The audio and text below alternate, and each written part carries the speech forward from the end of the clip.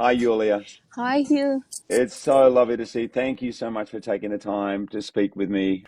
First of all, where are you? I'm standing here in Isakcha, and the crossing border with Ukraine is just there. When the families and children are arriving from Ukraine, they walk straight to the blue dot. So I'm really literally at the crossing border. So we're going now to follow exactly the same route they're following. So Wow. when they enter, once they arrive, there is a registration point where they first they're registered, then they're asked where they're traveling, and then if they need accommodation, they're offered an accommodation. So usually this blue dot is the connection. Also here at the blue dot we have the social worker every day, and at the entrance you could see their tents with the food, with the clothes for children, with a tent for pets. So it's like hub for all services needed once they cross the border. And here we have our mother and child space where children are playing and their mothers could see them, so they could relax, they could meet new friends, they could play, they're drawing, and we'll go inside now. You could see a little bit of exhibition. I That think I was might know who that Wolverine. is. Yes, exactly.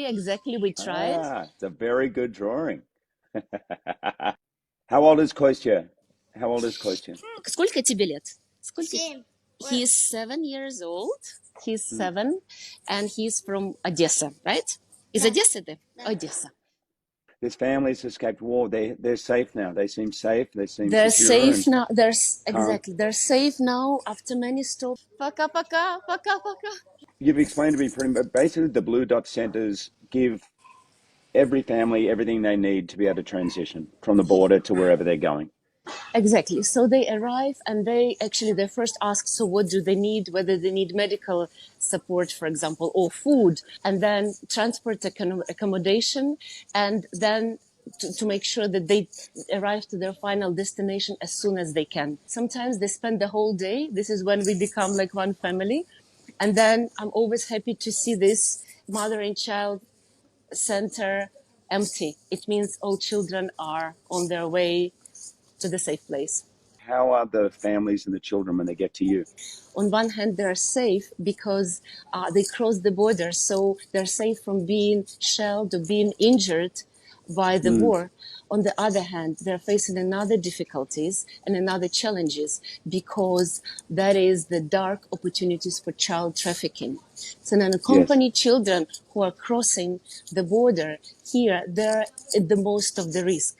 That's why we're making sure that we follow them, we trace them, and we help them throughout their journey. I've heard that half of the children of the Ukraine, half of the child population has been displaced. I think this is the biggest sort of refugee crisis since the Second World War of displacement of people. But can you give a sense of the enormity of it? How many people are coming through there every single Yes. day? So at the moment, almost 5 million children have been uprooted from their homes in Ukraine. 5 million. And it's internally displaced from one part of Ukraine to another and externally. So they leave Ukraine to the neighboring countries. And it's a huge number and it's difficult to understand, but it's basically a child every time my heart beats. And every time your heart beats, a child is crossing the border. And Mm, they should have been in schools now, in mm, kindergartens. They should mm. enjoy their childhood. War has taken their childhood. And this is heartbreaking. And it must be heartbreaking for you. I know you're Ukrainian, Yulia. Yes, every child I talk to breaks my heart because I see what they're going through and I cannot believe it is happening to my country. That's why I'm here at the borders. I just felt that I need to witness and to tell the story of the strength and resilience of the Ukrainian mothers and children, and tell the story of the wonderful volunteers and also the story of UNICEF in action. And this blue dot is actually a great example how we respond to the emergency. Yulia, what do you need? How can we play our part? How can people who are watching this, how can we play our role? I mean, you're doing an incredible job there and it's so inspiring. And I know a lot of people will want to help. So how can we help? By donating to UNICEF, you could help children at every step of their journey. UNICEF can provide the essential supplies and services for the families and children in Ukraine and at the neighboring countries. And I know Right. that you played a role of the superhuman, and I remembered your Wolverine role when I was talking to 14 years old Sophie, who said that her superpower is being Ukrainian. So now that's the time of all our superpowers to unite so we can Yeah. support Ukraine. All of us were looking to rebuild new and better future for Ukraine. And together we Yes. can make it happen.